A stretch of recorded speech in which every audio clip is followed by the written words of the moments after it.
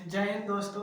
आज का टॉपिक आप लोगों के लिए है जिसका नाम प्रोसीड्यूरल प्रोग्रामिंग पैराडिग्म है। ठीक है, ये टॉपिक में क्या बोल रहा है चलिए जानते हैं इसके बारे में। ये क्लास 12th वालों को भी स्पेशल है।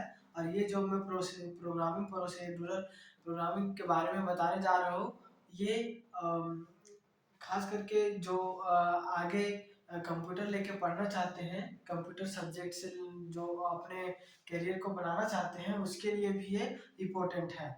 महत्वपूर्ण तो बात तो ये है कि क्लास 12th वालों के लिए जो जैक बोर्ड से आते हैं और उनके जो एग्जाम होता है उसके लिए भी ये भी इम्पोर्टेंट है। ठीक है, ये ये जो टॉपिक मैं बताने जा रहा हूँ ये ओ पी का चैप्टर का ही पार्ट है।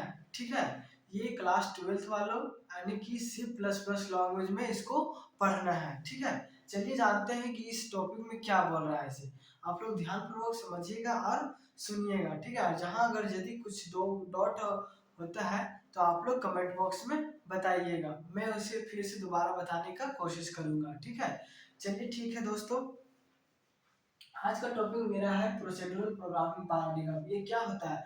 प्रोसीड्यूरल प्रोग्रामिंग पैराडिग्म क्या होता है? ये पिछले वीडियो में मैंने बताया था ओओपी के बारे में। ओओपी क्या होता है? Object oriented programming. ठीक है, उसी का पार्ट है। और ओओपी का 3 टाइप्स होता है जो मैंने बताया था इसका। ठीक है, यानी कि टाइप्स ऑफ प्रोग्रामिंग पैराडिग्म के बताया मैंने पिछले वीडियो में बताया था कि टाइप्स ऑफ प्रोग्रामिंग क्या है यानी कि कितने हैं। ठीक है, तो पहला में आता है प्रोसीड्यूरल प्रोग्रामिंग पैराडिग्म, उसके बाद ऑब्जेक्ट बेस्ड प्रोग्रामिंग पैराडिग्म, उसके बाद फिर ऑब्जेक्ट ओरिएंटेड प्रोग्रामिंग पैराडिग्म है। 3 टाइप्स होता है। There are 3 types of programming paradigm. ठीक है, तो पहला पहला में पढ़ना है प्रोसीड्यूरल प्रोग्रामिंग पैराडिग्म। ये क्या होता है इसके बारे में चलिए जानते हैं। ठीक है, इसमें बोल रहा है कि procedural paradigm programming is known as PP और पीओपी। इसका मतलब यह होता है कि प्रोसीड्यूरल प्रोग्रामिंग पैराडिग्म को हम पीपी और पीओपी के नाम से भी जानते हैं। ठीक है, तो पीपी इसमें क्या होता है यानी कि प्रोसीड्यूरल प्रोग्रामिंग पैराडिग्म, और पीओपी का मतलब भी होता है प्रोसीड्यूरल ओरिएंटेड प्रोग्रामिंग। ठीक है, ये कुछ शॉर्ट नेम और उनका मीनिंग है, इसके बारे में हम जान लिए। ठीक है, अगला पॉइंट में बोलता है the C language is known as procedural programming paradigm, यानी कि सी लैंग्वेज को हम प्रोसीड्यूरल प्रोसीड्यूरल प्रोग्रामिंग पैराडिग्म भी कहते हैं। ठीक है, उसके बाद द पीपी यानी कि PP separate by the program by the help of function, यानी कि पीपी को हम सेपरेट करते हैं कि किसके मदद से? फंक्शन के मदद से। By the help of function the separate of program the by help of the function. ठीक है, the program by the help of function. ठीक है, उसके बाद नेक्स्ट पॉइंट में बोलता है कि in PP the reading approach up to bottom. ये जो है इसको ध्यान पूर्वक समझिएगा। ठीक है, यानी कि प्रोसीड्यूरल प्रोग्रामिंग पैराडिग्म अप्रोच करता है कब? अप से अप टू बॉटम। कहने का मतलब यह हुआ कि ये जो जब इस प्रोग्राम को हम लिखते हैं तो इसका जो अप्रोच होता है यानी कि पहुंचने की प्रक्रिया होता है वो अप से बॉटम होता है। ठीक है, ये तो समझ में आ गया। चलिए इसके आगे नेक्स्ट टाइप्स में चलते हैं जिसका नाम है ऑब्जेक्ट बेस्ड प्रोग्रामिंग पैराडिग्म। ठीक है, तब तक इसका आप स्क्रीनशॉट कर लीजिए और प्रॉपर तरीके से नोट बनाइएगा और इसे समझिएगा। ठीक है,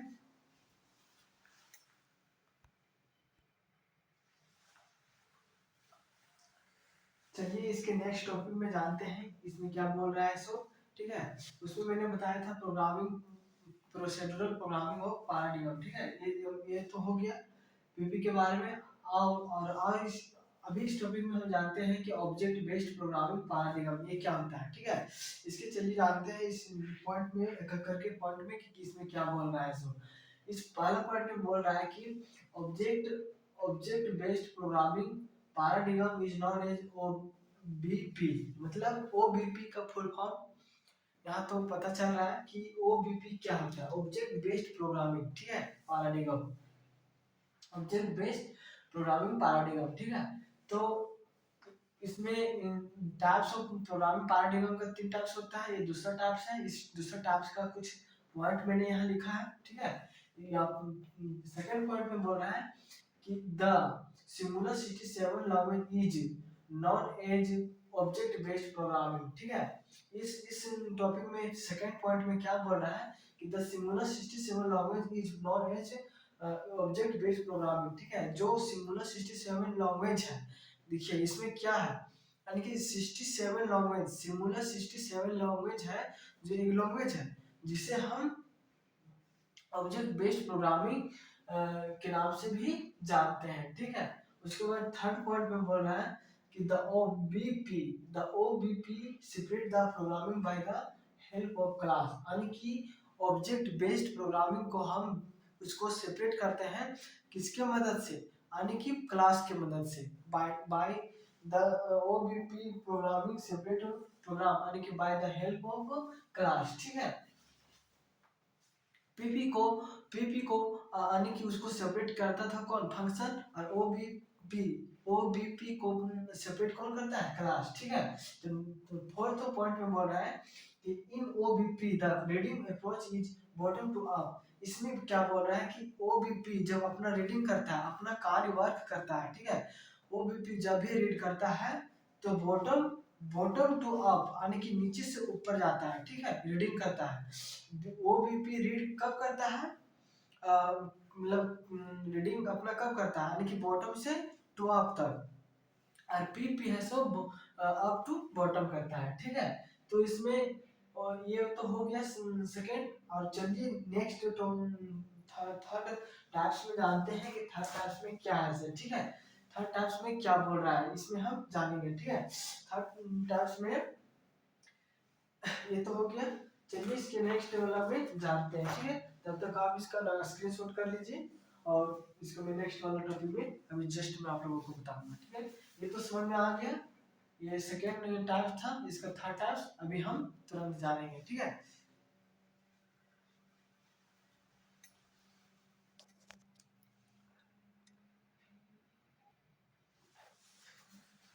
चलिए इसके नेक्स्ट वाला टॉपिक में जानते हैं, थर्ड टाइप्स में कि इसमें क्या बोल रहा है। ठीक है, थर्ड टाइप्स में क्या बोल रहा है, चलिए जानते हैं।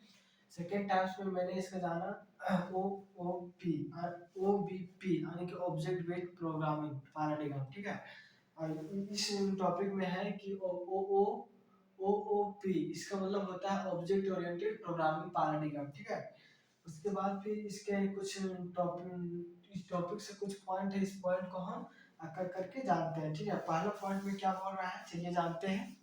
ठीक है, पहला पॉइंट में क्या बोल रहा है, चलिए जानते हैं। ये जो मैंने प्रोग्रामिंग पैराडिग्म का टाइप्स में जो तीन टाइप्स होता है वो बता दिया। ये लास्ट टाइप्स है, इसमें क्या बोल रहा है चलिए जानते हैं। ठीक है, पहला पहला पॉइंट बोल रहा है कि the object oriented programming is known as OOP.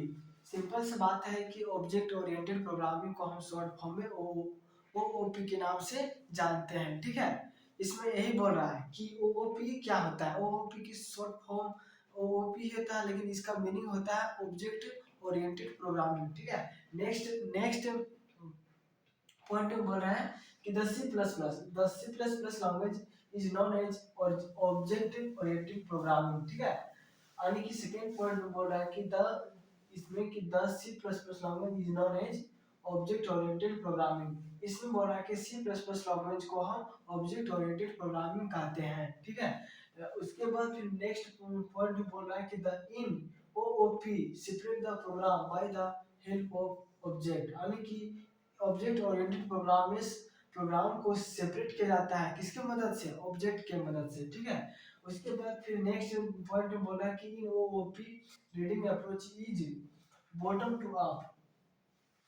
ठीक है, जब ओओपी में रीडिंग किया जाता है, यानी प्रोग्राम को रीडिंग किया जाता है, तो कहाँ से कहाँ तक, यानी कि बॉटम टू अप, यानी नीचे से ऊपर तक। ठीक है, उसके बाद फिर इसमें नेक्स्ट पॉइंट बोल रहा है कि the OOP combination of PP and OBP, यानी कि ओओपी ओओपी जो है सो दो दो मतलब दो कॉम्बिनेशन से मिलकर बना है। ठीक है, पहला पीपी और दूसरा है ओबीपी, यानी कि ऑब्जेक्ट ओरिएंटेड प्रोग्रामिंग दो कॉम्बिनेशन से मिलकर बना है। पहला में पीपी यानी कि programming paradigm procedural programming paradigm, ठीक है। यानी कि ओओपी दो कॉम्बिनेशन से मिलकर बना है। पहला पीपी यानी कि हम लोग प्रोसीड्यूरल प्रोग्रामिंग पैराडिगम, उसके बाद फिर आ गया ओबीपी यानी कि ऑब्जेक्ट बेस्ड प्रोग्रामिंग पैराडिगम, ठीक है। ये दो कॉम्बिनेशन से मिलकर बना है। उसके बाद फिर नेक्स्ट टॉपिक में चलते हैं कि बेसिक कंसेप्ट ऑफ ओओपी यानी कि बेसिक कंसेप्ट ऑफ ओओपी के बारे में जानते हैं, ठीक है। तो बेसिक कंसेप्ट ओओपी में कौन कौन आ जाता है? Class, data abstraction abstraction object, और फोर्थ में आ जाता है डेटा इनकैप्सुलेशन, ठीक है। इसमें जो बेसिक कंसेप्ट ऑफ ओओपी का है वो पहला में है क्लास, यानी कि class, data data abstraction object और डेटा इंस्पेक्शन, ये चारों को हम अकर करके इसका डिफिनेशन जानते हैं, और इसके बारे में अभी हम चर्चा करेंगे, ठीक है। तब तक आप इसका ध्यानपूर्वक समझ जाइए और समझिए, इसको समझना पड़ेगा। जब तक नहीं समझ में आए समझिएगा तो फिर आगे नहीं बना पाइएगा इसका प्रोग्राम, ठीक है। ये थ्योरी था इसका, इस थ्योरी में मैंने बता दिया। और इसके बाद जो in C plus plus there are merit different types of concept use in OOP, इसके बारे में चलिए जानते हैं। पहला में क्लास है जो, उसके बाद दूसरा में डेटा एब्स्ट्रैक्शन, थर्ड में ऑब्जेक्ट और फोर्थ में डेटा इंस्पेक्शन। इसके बारे में हम एक एक करके जानेंगे, ठीक है। तब तक जस्ट इसके बारे में जानते हैं, ठीक है।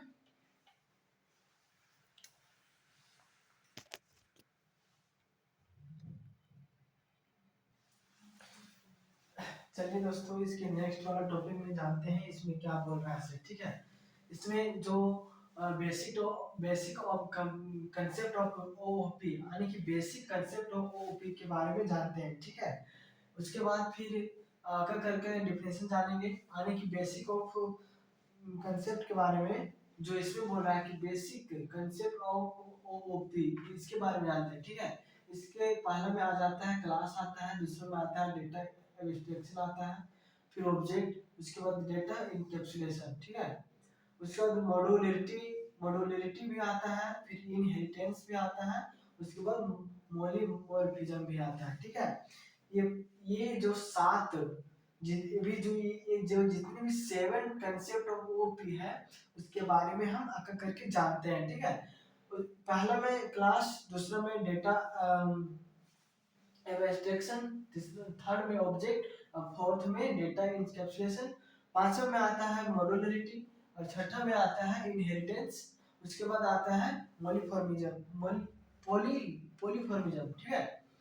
तो क्लास का इसका डेफिनेशन जानते हैं कि इसमें इस क्लास जो मैंने बताने जा रहा हूँ, क्लास देखिए इसमें कहने का मतलब होता है क्लास, वो क्लास नहीं, यानी कि इस प्रोग्राम में इस टॉपिक में क्लास का क्या यानी कि इसमें बारे में इसके बारे में बताया गया है, ठीक है। तो क्लास इसमें क्या बोल रहा है चलिए जानते हैं।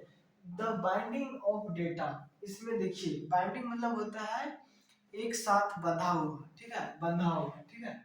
Of data member and member function in a single unit is known as class. देखिए इस डिफिनेशन से क्या इसमें बोल रहा है, ठीक है। The binding of data member यानी कि डेटा मेंबर और मेंबर फंक्शन को एक यूनिट में, एक सिंगल यूनिट में बात करके हम रखते हैं, उसी को हम क्या बोलते हैं? क्लास। यानी कि सिंपल से उदाहरण ले लीजिए, एक क्लास है, ठीक है। एक क्लास में कितने सारे थिंग्स वस्तुएं होती है, यानी कि टेबल, कुर्सी, बेंच, डस्टर, ब्लैक बोर्ड और डेस्क, फैन हो जाता है, टेबल, कुर्सी, जितने ये क्लास में तो होता है। क्लास का मतलब है कि वहाँ पे अधिकतर फॉर स्टूडेंट्स एंड टीचर्स के लिए होगा वस्तुएं। ठीक उसी प्रकार इसमें बोल रहा है कि class the binding of data function data member and member function, ठीक है। ये दोनों को एक ही सिंगल यूनिट में बांध करके रखते हैं, उसी को हम क्या बोलते हैं? क्लास, ठीक है। उसके बाद आ जाता है सेकंड में ऑब्जेक्ट। ऑब्जेक्ट इसमें क्या बोल रहा है कि इंस्टेंस इंस्टेंस और वेरिएबल, यानी कि instance an instance variable of a class is known as object, यानी कि यहाँ पे देखिए क्लास में जो वस्तुएं होती हैं, जो उस इंस्टेंस है, उसके जितने भी वेरिएबल है, क्लास में जितने वेरिएबल है, उसी को हम क्या बोलेंगे, ऑब्जेक्ट। कहने का मतलब है कि एक क्लास में बहुत सारे वस्तुएं होती हैं। एग्जाम्पल पर देख लीजिए, टेबल, कुर्सी, फैन, डेस्कटॉप, चौक वगैरह और डेस्क, टेबल, ये सब आ जाता है क्लास में। जो जो वस्तुएं उसमें होती है उसी को हम क्या बोलेंगे, ऑब्जेक्ट। इसी में बोल रहा है in instance and variable an instance of a class is known as object. ठीक है, ये तो हो गया। उसके बाद फिर नेक्स्ट वीडियो में आप लोगों को इसका यहाँ ये तो ऑब्जेक्ट तक हो गया। उसके बाद नेक्स्ट टॉपिक में डेटा इनकैप्सुलेशन, मॉड्यूलिटी और इनहेरिटेंस और सॉरी मतलब पॉलीमॉर्फिज्म के बारे में, यानी कि साथ में दो दो डिफिनेशन कर दिया। ये 5 जो बचा है वो मैं नेक्स्ट वीडियो में आप लोगों को फिर से बताऊंगा। ठीक है, उसके बाद आज इस वीडियो में यहीं तक रहेगा। ये रहा आप लोगों के लिए बहुत ही इम्पोर्टेंट महत्वपूर्ण टॉपिक है। आप लोग इसे समझने का प्रयास कीजिएगा। ठीक है, तभी आगे आप इसके प्रोग्राम बना पाइएगा। ठीक है, और आज मैं लास्ट में फिर यही कहना चाहूँगा, इसमें कुछ भी ऐसा कुछ डॉट हो तो आप लोग कमेंट बॉक्स में हमें हम कमेंट बॉक्स में हमसे पूछ सकते हैं। ठीक है, और मैं उसे दोबारा बताने का भी कोशिश करूँगा। ठीक है, और मेरे वीडियो में मेरे चैनल में पहली बार आए हैं तो कृपया सब्सक्राइब और लाइक शेयर जरूर करें। ठीक है, जय हिंद दोस्तों। आज तक इस वीडियो में यहीं तक रहेगा, नेक्स्ट टॉपिक में फिर मिलेंगे। ओके, बाय दोस्तों।